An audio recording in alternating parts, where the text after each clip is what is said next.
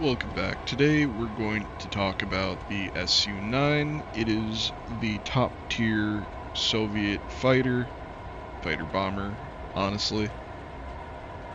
We're going to do each of the planes separately. They're different enough, at least the ones that I'm going to be looking at, that I think they all can get their own short video. So, what is the SU-9?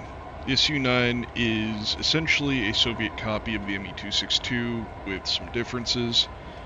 It's battle rating 5, it's right at the end of the tech tree. It goes on the same squad that uses the Hurricane, the Ak-9T, and the LA-7. It is considered a fighter in-game. Armament-wise, it has one 500 kilo bomb, one 37 mil cannon, two 23 mil cannons, and it has a pair of wing-mounted engines. It's listed as having a max speed of 892.07 kilometers an hour, with a max climb rate of 31.84 meters per second, and a best full turn time of 17.82 seconds. That being said, if you can turn in 17.82 seconds, I must be flying wrong, which, depending on the flight, might be true. So, the SU-7 is interesting.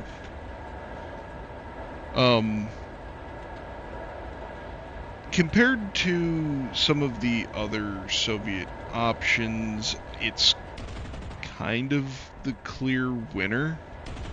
But I think there are some caveats when it comes to all of the jets in Enlisted right now. I think some of the issues that you run into with jets are actually just jets exposing the problems that have been underlying in air combat in Enlisted the entire time.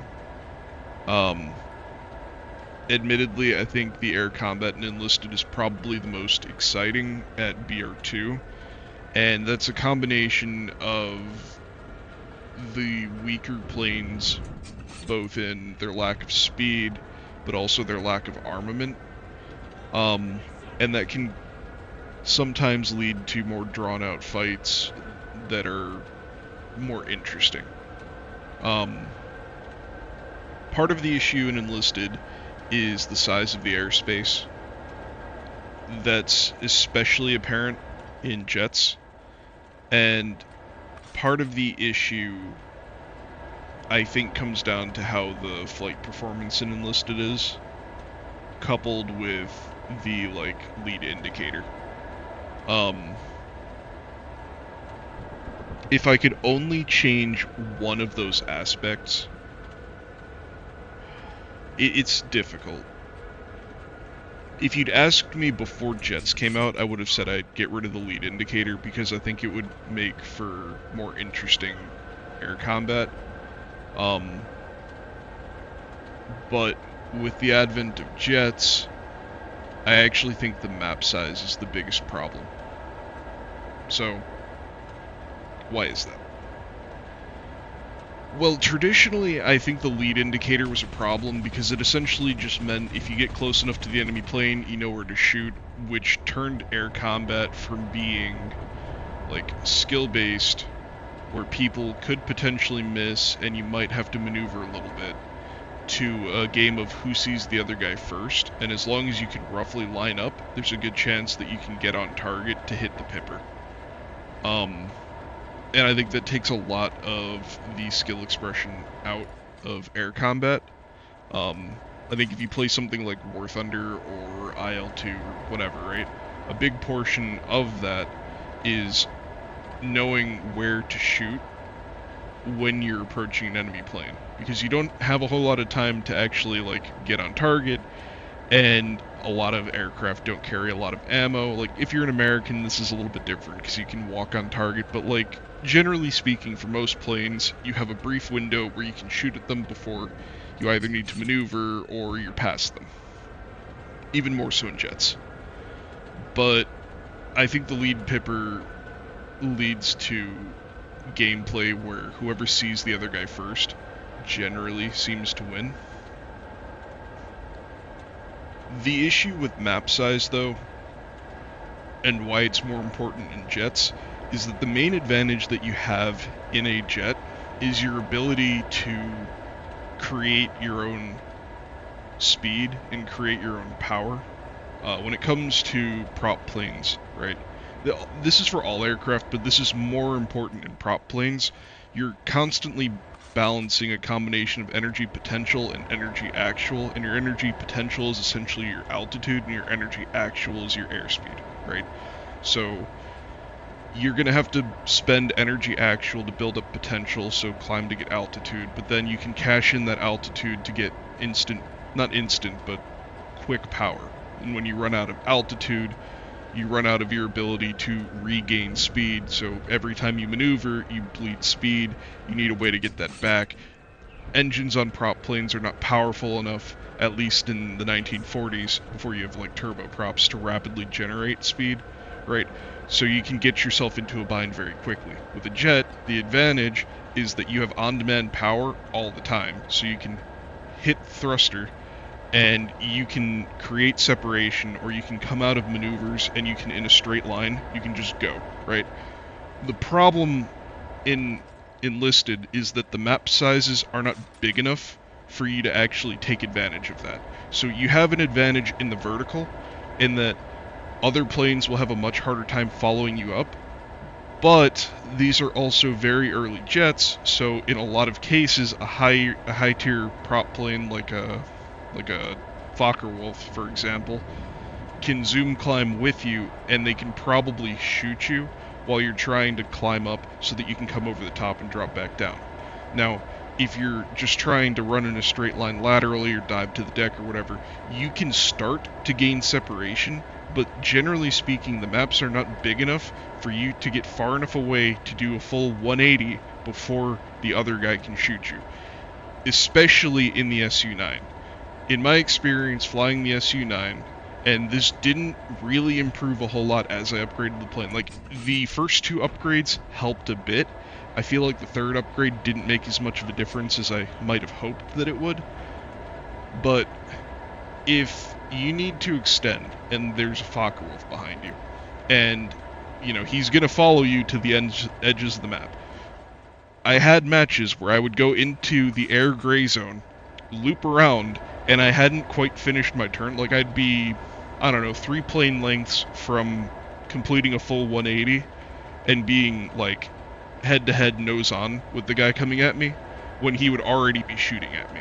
So the advantage that a lot of prop planes have when they're fighting against jets, and this is in War Thunder, whatever, right, is that they're usually more maneuverable.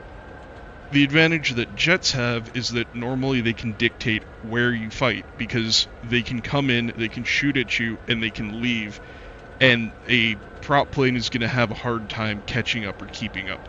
In Enlisted, the maps are not big enough to really take advantage of that, so in order to make it work, you need to know that the other guy's there, which a lot of the time you won't. Like, you'd either have to have seen him spawn, or, like, know that there's a plane up before you get in your plane, or whatever, right? Like, you have to already know that there's another plane there. And then you have to be the one to instigate the engagement on him, and you have to do it from a point of altitude, right? So that when you pass him, you're already going fast enough that he can't do anything about it, right? If you maneuver, though, all of that's gone. So, all of this is to say, in air-to-air engagements, I find the SU-9 to be powerful but frustrating. If you get the drop on an enemy plane, they're probably screwed.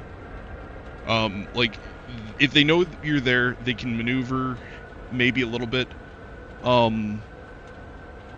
It really depends on what aspect you're coming in from, but you're going to have a pipper once you get close to them. You're maneuverable enough that you can kind of walk onto the pipper whenever you see it pop up. You only need to hit them like once or twice with the SU-9, and they're probably screwed. In my experience, like, one short trigger pull, is usually enough to either destabilize the plane because you knock something off like a wingtip or the rudder or the elevator or whatever, right? Or they get lit on fire. You would think with the 37 mil that a lot of the time they'd just be exploding. That doesn't seem to happen in Enlisted, most of the time at least. Occasionally it does, but usually the plane survives the engagement. It's just crippled to the point where it can't do anything.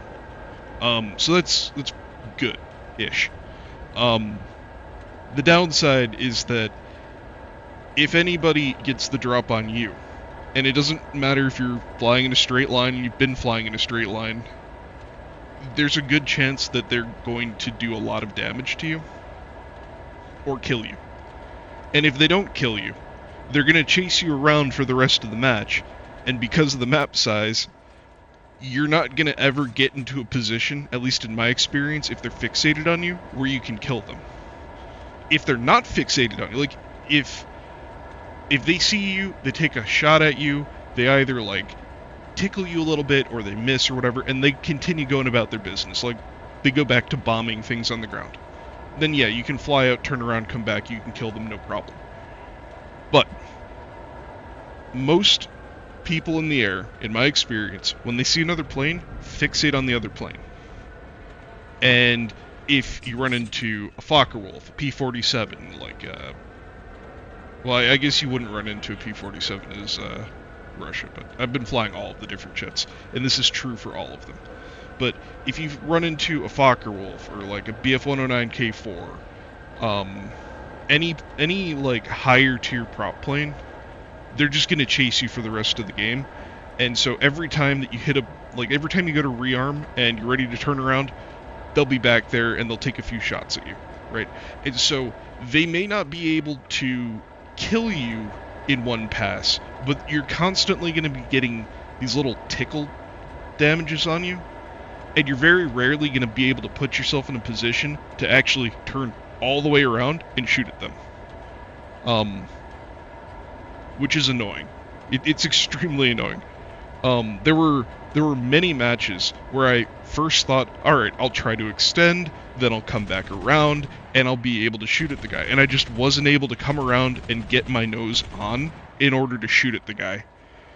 So then, because he wasn't outright killing me because I'm fast enough that they're not killing me, it just turned into this thing where I just flew around and got shot at the whole time until eventually I took enough damage that I died.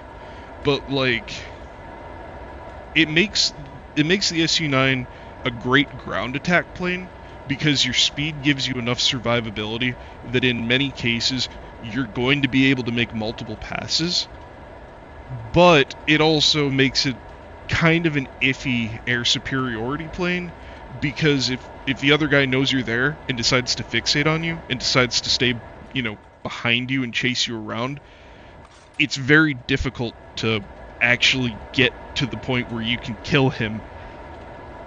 And at the end of the day, if you're in a fighter slot, I feel like the goal is to kill the enemy planes and then kill stuff on the ground. Now, that being said, in the ground attack role, you have a 500 kilo bomb. It's like 1,000 pounds for you American pilots out there. And it's relatively effective. Ideally, you want to know where your target is. There were times when my teammates that I was playing with were spotting things for me, and usually those runs would go really well. And there were times where they weren't able to spot things for me, and I was just throwing bombs where I thought something might be. And the bomb isn't big enough that you can just chuck it somewhere and expect to kill a bunch of people. If you throw it, like, for example, sometimes there'd be, like, a building, and the objective is the building and a little bit of the area around it. So let's say it's like an L-shaped building, it's got some doors, some windows, there's a little courtyard. Drop the bomb in the courtyard. You might kill 2 or 3 people. Most of the time the dudes inside the building are fine. If they're all outside, sure, you wiped a squad. Maybe a squad and a half. If you put it on a tank, dunzo, gonzo. If you put it near a tank, it might be done, but you also might do nothing. Or you might track it. It really depends on the tank. So for example, a Tiger II. You need to be accurate to kill the Tiger II. But if you're not accurate, sometimes I'd blow all the tracks off. That's still really annoying if you've ever driven a tank and had all of your tracks blown off, because it takes a while to go out and fix it. If people are shooting at you, you might just be stuck there until something does kill you. So, it's powerful for ground striking. It just requires you to know where your targets are, and you need to be relatively accurate to hit them. Now, the other thing is, when it's stock, you have to be very, very careful in dropping your bombs, because you are very fast, and the plane does not really like pulling up. Once you upgrade it, it gets more comfortable, and I was probably also changing the profile that I was flying as I upgraded it. So, like, generally speaking, you probably want to drop the bombs from higher than you normally would. You'll just have to make the, like, mental calculation to hit your target. You know, just practice it a couple times and you'll figure it out. But it's pretty easy to get yourself in a position when you're bombing something where you're too low and not pulling up fast enough. So, you know, just beware. I crashed into things. I'm not surprised, and sometimes I am kind of aggressive with how I fly, like lower than I probably should when I'm dropping things, but it is what it is. Just be careful. Most of the time, though, I was pretty happy with the performance of the bomb. Like I said before, I'm pretty happy with the performance of the guns. I wish that shooting things with the 37 would be more devastating and, like, it would just blow it up. But, like I said earlier, most of the time when I shot at a plane, it just went kaput. It might not have been, like, dead instantly, but it was falling out of the sky. And that also goes for the AI bombers. The AI bombers, you can pretty reliably kill 2 to 3 of them in one pass, so you can pretty reliably take out the whole bomber formation before they reach the map. Just remember, it takes you a while to turn around, so your second pass on the bombers is probably going to be right before they're actually reaching the map, so, you know, just be under advisement with that. I'm curious what you all have to say about the SU-9 specifically. If I were to rate it against the planes that I've flown so far, I'd probably... Now, okay, let's keep in mind, I haven't put a ton of time into the Germans yet, and I don't have the Yabo completely upgraded yet, so, like, the jury's still out on that one. But I would rate the SU-9 below the F-80.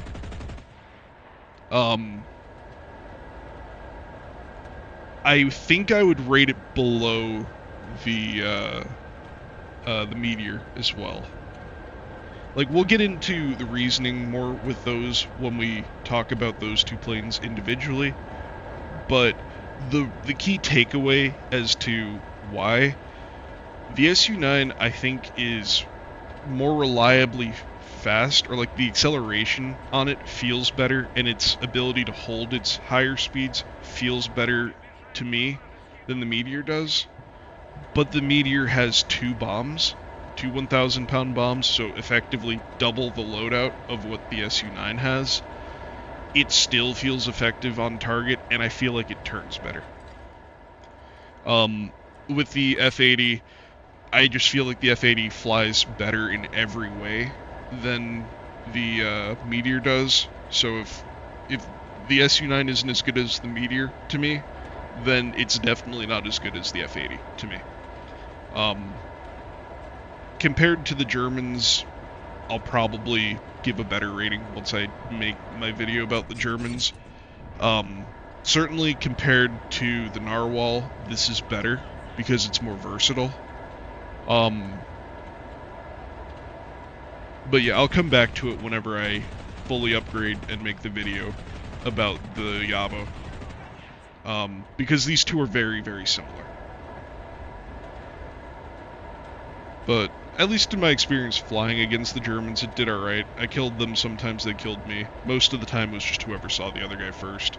Honestly, the annoying planes for me were all Fokker Wolves. I don't really think I got chased down a whole lot by BF-109s, but I did see them from time to time. But every time I saw a Fokker Wolf, they were just up my ass the whole game. So, let me know what you think down below. Certainly, the coolest thing about the jets is listening to them fly overhead, and without a doubt, the most annoying and the worst thing about the jets is how unbelievably loud it is in the cockpit. I really would like a setting to turn down how loud the engine is for the pilot.